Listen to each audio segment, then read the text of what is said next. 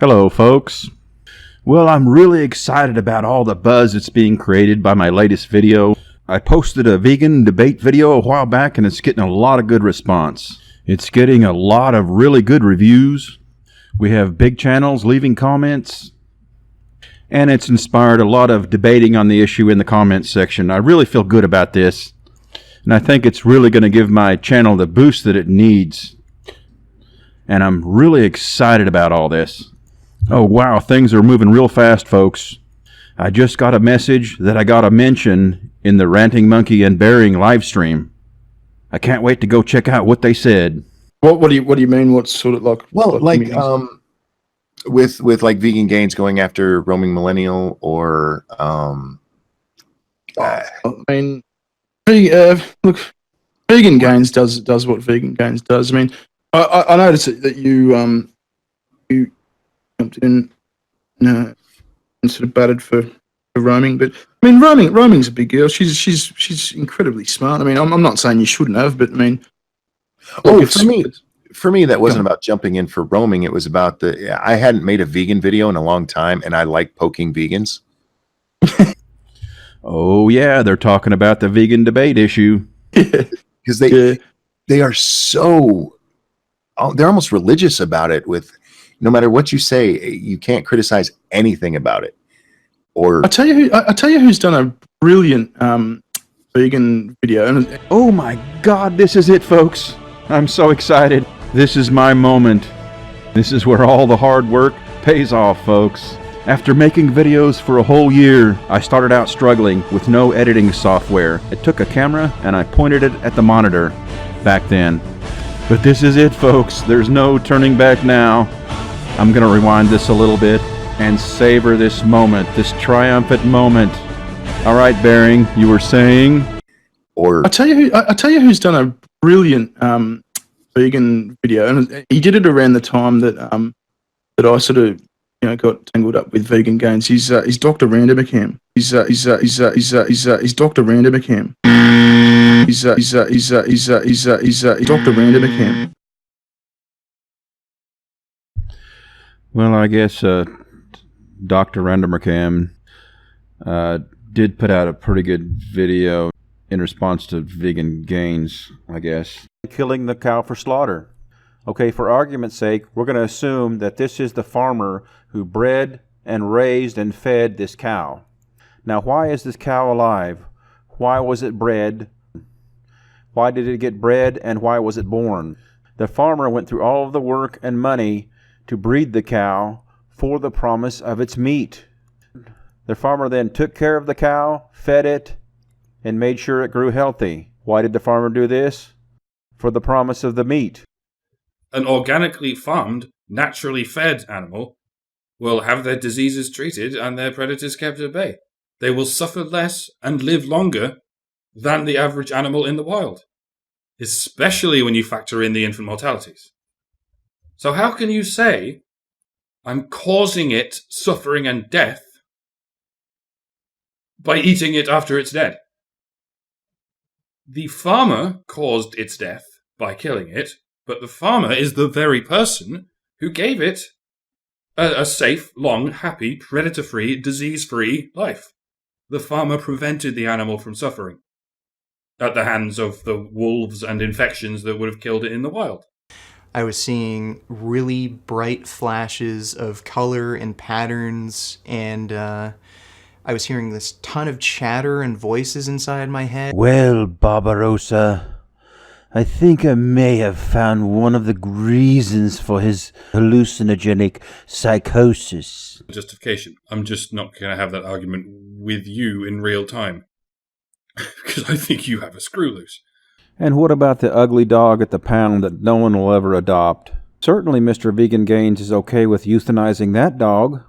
In fact, instead of adopting a rescue dog from a pound, he imported an exotic vanity dog.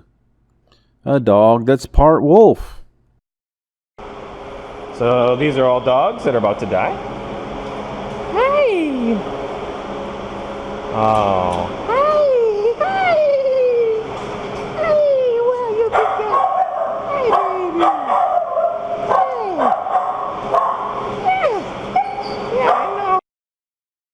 Oh, I almost forgot. He's okay with murdering animals so that he could feed his exotic wolf dog raw meat. And we figured out a way to settle her stomach, and it's a combination of a very specific brand of dog food and a combination of raw meat. Now watch the gymnastics as he tries to squirm his way out of any responsibility for the killing of those animals. Now, neither of those things are vegan, but the thing is, if we just passed the dog on to someone else, just gave away the dog, they'd have to do the exact same thing. So even though it's not great that we have to feed her a combination of normal kibble and raw meat, being pragmatic and logical, the net difference would be zero. Somebody would be having to kill the same animals. And with the raw meat, we're also getting weird pieces of meat that can't be sold to humans. We're getting like neck bones and shit that people wouldn't eat. And so it's not like we're going to the store and buying like steaks and chicken breasts and bullshit like that. It's throwaway cuts of meat that no one would eat. We're not really contributing to the animal products industry with that. Little Richard, I used to work at a meat packing plant, and I know that's bullshit. There's no such thing as throwaway lean cuts of meat. She is a vegan dog. She's eating all vegan food, so yeah, moral of the story is please don't feed a vegan diet to a dog, you will kill it. Killing an animal to eat its meat, not necessarily unethical. Killing an animal just for the sake of killing it, very unethical. Killing an animal through negligence for the sake of flexing your dogmatically politicized vegan ideology, highly unethical indeed. Now, this farmer, in his own free will, created this life. He bred it, he fed it, he took care of it, he fed it and made it grow, all for the purpose, the rendering of the meat. Okay? You're only killing an animal to whom you've already granted a full life, and would have died anyway. And secondly, it feels indescribably pleasurable to reap what you sow. Oh well, folks, I kind of got my hopes up a little bit there. But you know what? They definitely said I got a mention. So Bering's probably going to mention how I also did a really great video on vegans. Okay, a bit of a letdown, but let's continue watching. It's a Holocaust, but he's only going to fight it on big channels. Yeah. That's a good point. I noticed. What's his name? What's his name? The guy from the south. His name's on the tip of my tongue. He was challenging him to a debate, and he was refusing. What's his name?